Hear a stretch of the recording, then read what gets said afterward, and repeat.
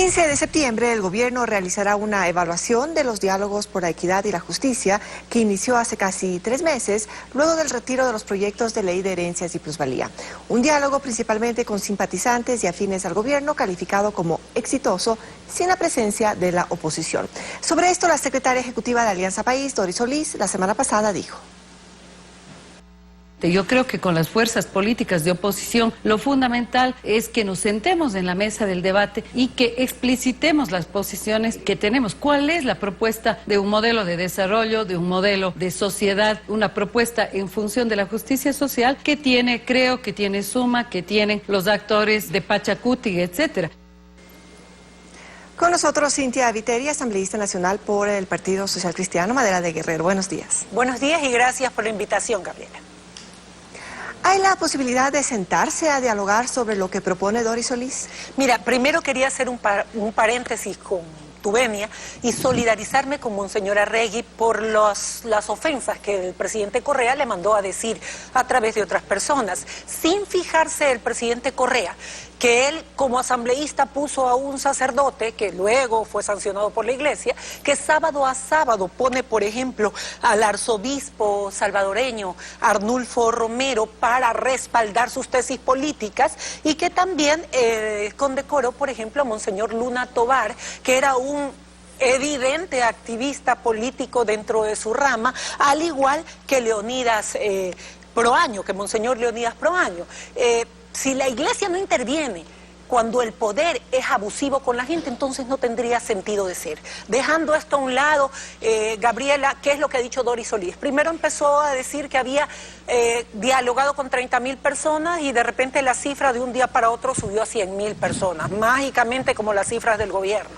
Y que los diálogos terminan el 15 de septiembre, es decir, que hasta ahí oyen a las personas y no van a oír el 16 de septiembre a las personas que salen a las calles ese día y que ha venido siendo anunciado desde hace bastante tiempo. Tampoco oyeron a la Asamblea de Guayaquil, donde 350.000 personas dijeron no a su ley de herencias y plusvalía, ni a la gente que salió a las Chiris, ni a la gente que salió a Ambato, a Machala, a Loja y otras provincias del país. Es un diálogo entre ellos, entre el espejo y ellos, entre sus asambleístas y entre sus amigos, diálogo que no sirve realmente para reflejar lo que está sucediendo en materia económica, por ejemplo, en el país, y hacia qué punto queremos llegar. Entonces, el archivo del paquete de enmiendas no podría ser o sería el paso previo para conversar, como lo ha señalado la CONAIE, Compromiso Ecuador, y en su momento también lo mencionó el arzobispo de Guayaquil, Antonio Arregui. Mira, es un punto que nos une. Que une a distintos sectores políticos, porque si estamos viendo hacia qué camino vamos, sobre todo en materia económica, igualitos que en Venezuela, país que dice el presidente Correa admirar, entonces las enmiendas significan la continuación de este desastre que va a terminar con el Ecuador y con su gente haciendo filas para comprar comida, o que las mujeres demuestren si tienen la menstruación para que les vendan toallas sanitarias. Mira, dice que a los grandes, a veces se consideran grandes a las personas porque se les incluye el pedestal también en ellos. Ojalá que el presidente Correa se baje del pedestal y se dé cuenta al camino y al desastre donde nos está conduciendo. Solo una familia común y corriente, Gaby, se da cuenta de que tiene que tener un presupuesto, y ese presupuesto está dado por sus ingresos y sus egresos, que tiene que tener prioridades, que debe tener ahorros por si acaso para contingencia, y que entre comprarse un vestido para una fiesta y pagar las pensiones de sus hijos en el colegio, lo primero es sus hijos, el colegio, la educación. Todos menos el presidente de la República. Ha recibido 219.000 millones de dólares, algo más de eso, una cifra histórica para el Ecuador, proveniente de ingresos petroleros, de endeudamiento y sobre todo de impuestos a la gente que lo pagan todos los ecuatorianos. Y de eso ha gastado el 68% en lo que se denomina gasto corriente y el 32% en lo que es inversión. Y como no justamente, sí. Dígame. Sí, justamente usted es integrante de la Comisión de Desarrollo Económico de la Asamblea, si no es mediante la aplicación de impuestos progresivos, como sostiene Alianza País, con el fin de que el que más tiene, más paga, que es el objetivo de los proyectos de herencias y plusvalía? ¿Cuál es la opción en una economía en crisis por el derrumbe del precio del petróleo? Mire, primero, esa no es la comisión que trata ninguno de los proyectos importantes en materia económica en la Asamblea Nacional. Hay otra comisión de lo económico que es la que tramita este tipo de proyectos. El presidente de la República consumió hasta los ahorros que dejaron otros gobiernos en materia petrolera, se los acabó. Luego metió mano a la plata del Seguro Social, luego metió mano a los 1.000 millones anuales que debía entregar por materia del 40% de aporte del Estado al Fondo de Pensiones de los Jubilados. No contento con esto, no pagó, se negó a pagar, es decir, se quedó con 1.800 millones de dólares que le correspondían a los enfermos catastróficos, como por ejemplo niños con cáncer o enfermos con SIDA. La plata no le alcanzó y fue por los fondos de los maestros. Tampoco le alcanzó y fue por las utilidades de los trabajadores.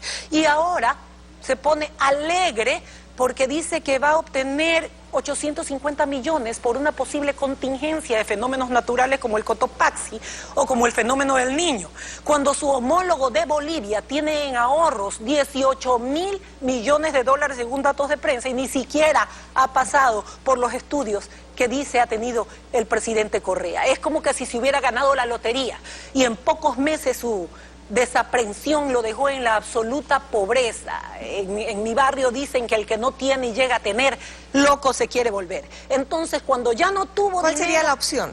Cuando ya no tuvo dinero, empezó primero en un endeudamiento agresivo, a corto plazo y a intereses más altos que lo que se le dan a otros países hermanos. Luego empeñó nuestro oro e hipotecó las entrañas de la tierra, puso salvaguardias y nos llenó de impuestos, encareciendo en el país la vida de los ecuatorianos. Y él dijo finalmente, es una situación durísima, no solo es durísima, es grave. Gabriela, el sistema financiero nacional del país ha declarado que de diciembre del 2014 a julio del 2015 ha perdido 2.000 millones de dólares en depósitos.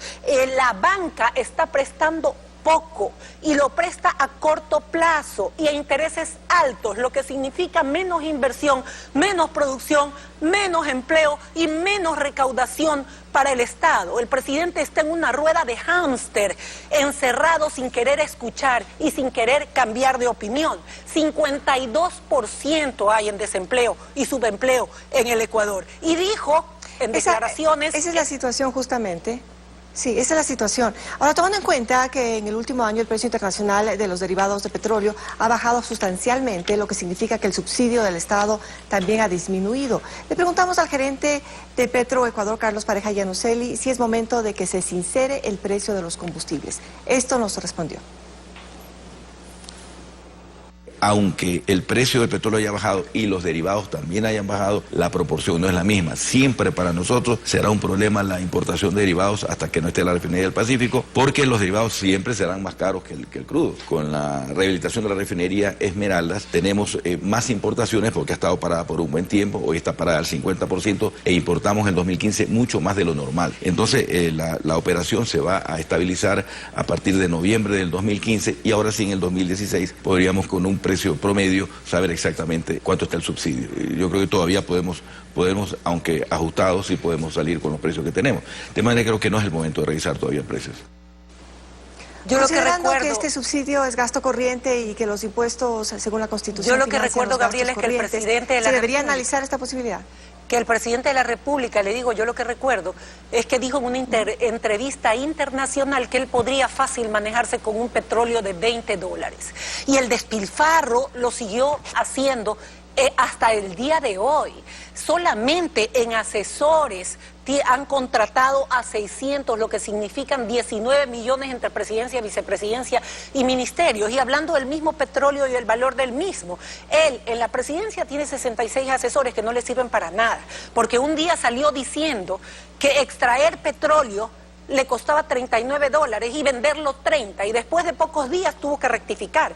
El ministro de Agricultura tiene 37 asesores, me imagino que como es poeta necesita que le digan la diferencia entre lo que es el cacao y el café, o el clavel y la rosa, cuando ese sector es uno de los más afectados por la situación económica. Y no sé si el seguir detallando el despilfarro que ha hecho este gobierno nos tomaría más tiempo, pero usted me está preguntando, lejos de la subida de los 15 ministerios a 28 y mucho más, decenas de funcionarios con rango de ministro, usted me dice qué hacer. ¿Qué hizo el presidente? En vez de cambiar de rumbo, mandó señales equivocadas al mundo y habla de devaluar. ¿Qué es devaluar? Dice, denme un tipo de cambio, déjenme devaluar y van a ver hasta dónde puedo llegar. Es decir, si tuviéramos moneda propia. ¿Qué les está diciendo, señores ecuatorianos? Déjenme robarles. Eso es lo que le está diciendo, porque la devaluación es robarle la capacidad adquisitiva de su sueldo, es empobrecerlos, es evitar el ahorro, es negarles el crédito. Eso es devaluar. Y en medio de esta crisis... Se nos acaba el tiempo... Sí. Cintia, se nos acaba el tiempo. ¿Cuál será la participación de Madera de Guerrero, socialcristianos, en la anunciada protesta para el 16 de septiembre? Bueno, nosotros estamos e hicimos también una protesta aquí en Guayaquil que el país entero pudo observar, y también tenemos la libertad absoluta de acudir a la protesta del 16 de septiembre. Las soluciones que deberían haber, y usted para concluir me preguntó, son totalmente contrarias a las que hace el presidente. El presidente manda señales distintas, dice que hay que, la empresa familiar hay que terminarla, dice que hay que devaluar, dice que ojalá y quiebren las empresas, una empresa privada, cuando le hicieron una entrevista, cuando lo que se debe generar es seguridad jurídica, es confianza, es para que atraiga la inversión. Esta trae la producción, esta el empleo, esta mayor recaudación. El dinero se queda aquí y no se va a Colombia, y mucho menos se irían los asambleístas de Alianza País como la señora Marcela Aguinaga a comprar a Estados Unidos, cuando el presidente está rogando que ni a Colombia se vayan los ecuatorianos. Gracias, es la opinión de la asambleísta Cintia Viteri aquí en Contacto Directo.